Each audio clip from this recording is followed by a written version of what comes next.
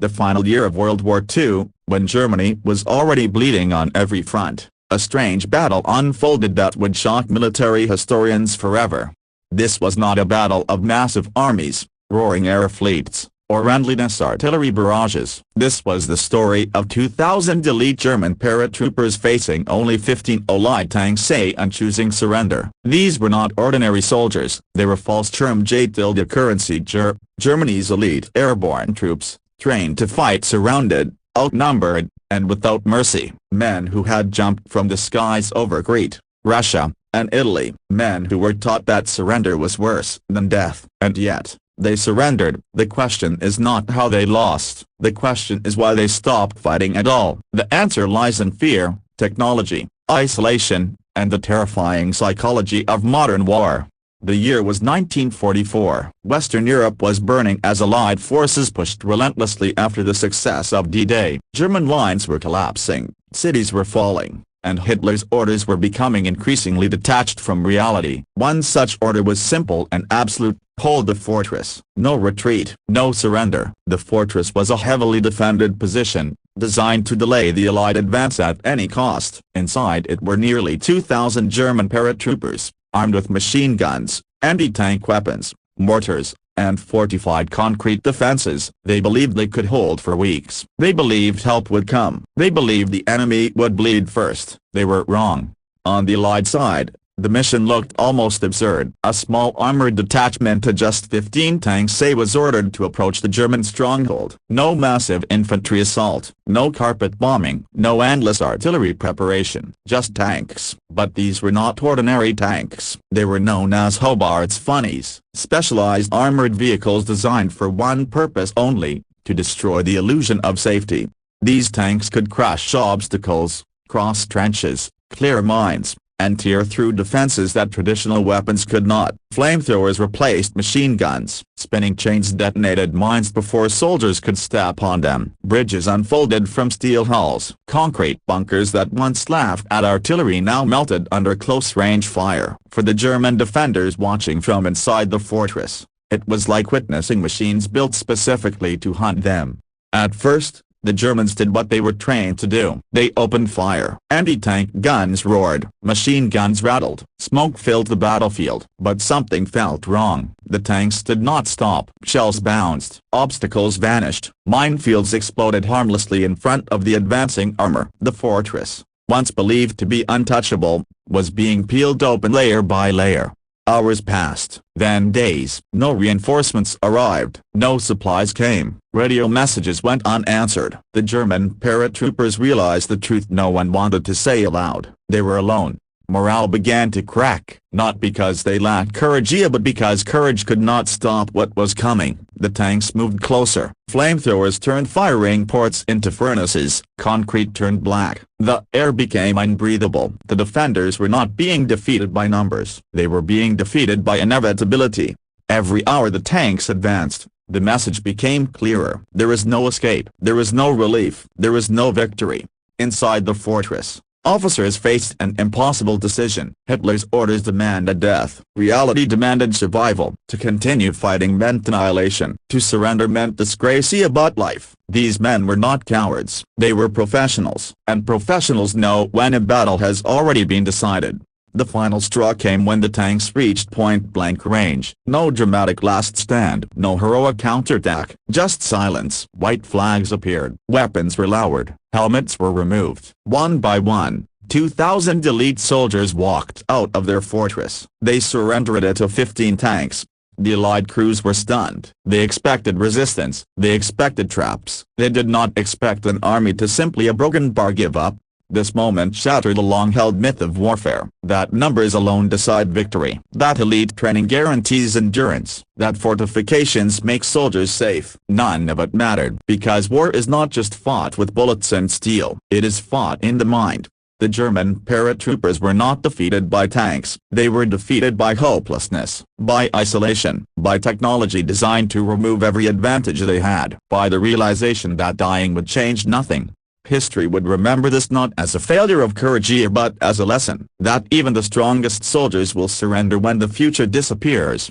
And this was only the beginning, because what followed would reshape how armies around the world understood psychological warfare forever. After the first white flags appeared, many believed the battle had already ended. They were wrong, because the real battle had ended hours earlier, inside the minds of the defenders. Inside the fortress, fear did not arrive suddenly. It arrived slowly, quietly, like smoke filling a sealed room. German paratroopers were trained to endure chaos. They were trained to fight without sleep. They were trained to resist hunger, exhaustion, and pain. But they were not trained to face machines that removed every rule they understood. Each time the tanks moved closer, the defenders realized something terrifying. Nothing they did seemed to matter. Anti-tank rounds hit. The tanks kept coming. Explosives detonated. The tanks adapted. Every defensive plan failed faster than the last. War doctrine collapsed. Confidence followed. Communication lines began to fail. Radios crackled with static. Messages sent to headquarters received no reply. Commanders waited for instructions that never came. And in war, silence is louder than gunfire. Officers still spoke of honor. They still spoke of orders. They still spoke of holding the line. But their voices lacked conviction, because the men could see the truth with their own eyes.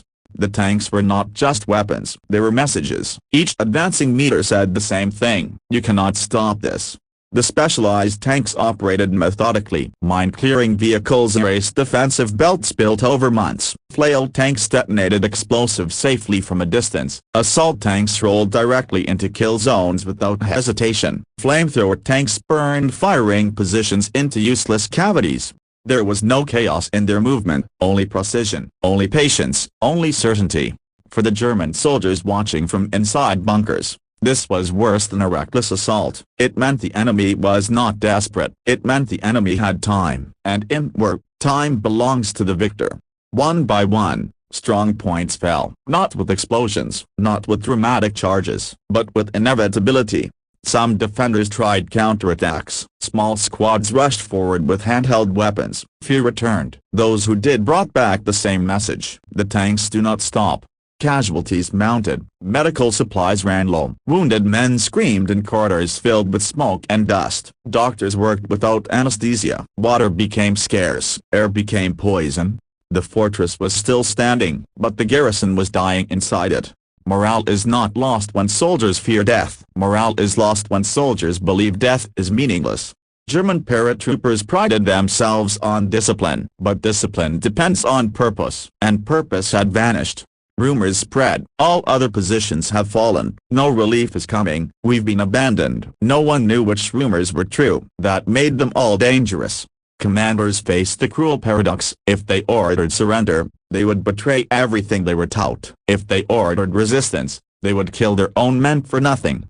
Hitler's orders still echoed: hold at all costs. But Hitler was not there. The tanks were outside. Allied commanders watched carefully. They did not rush. They did not celebrate. They knew something critical: an enemy on the edge of surrender is most dangerous.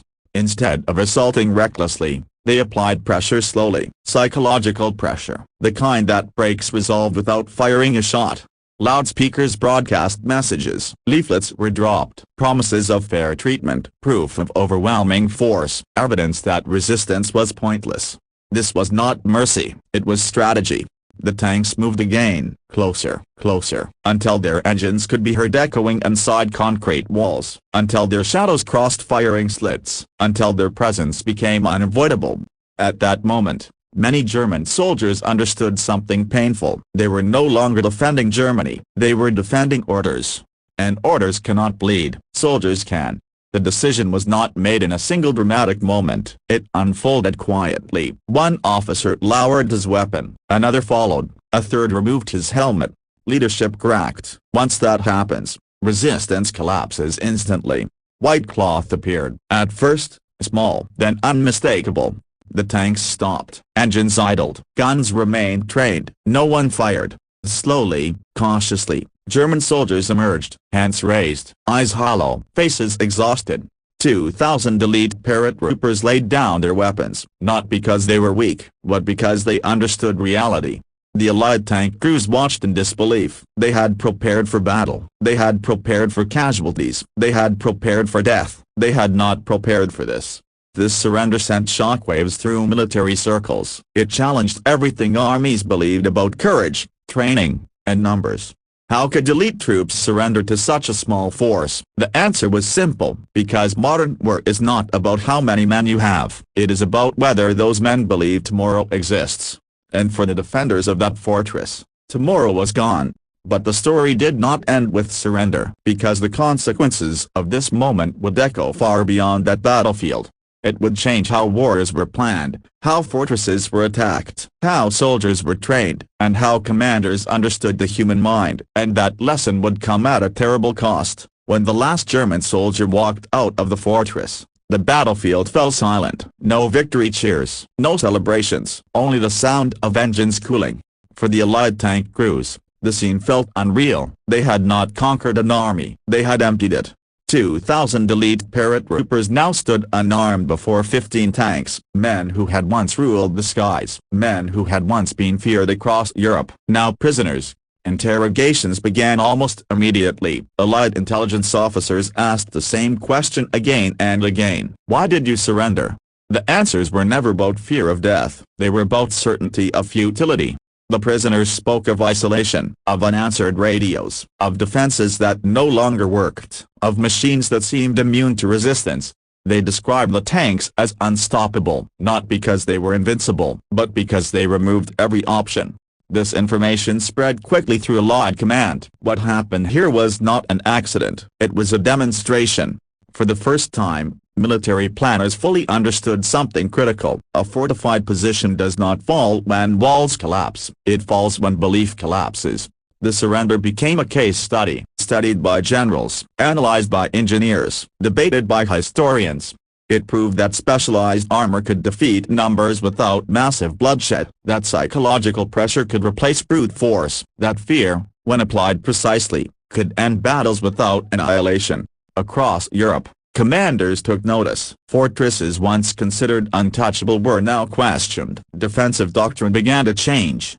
If 15 tanks could break 2,000 elite soldiers a broken bar, what else was possible?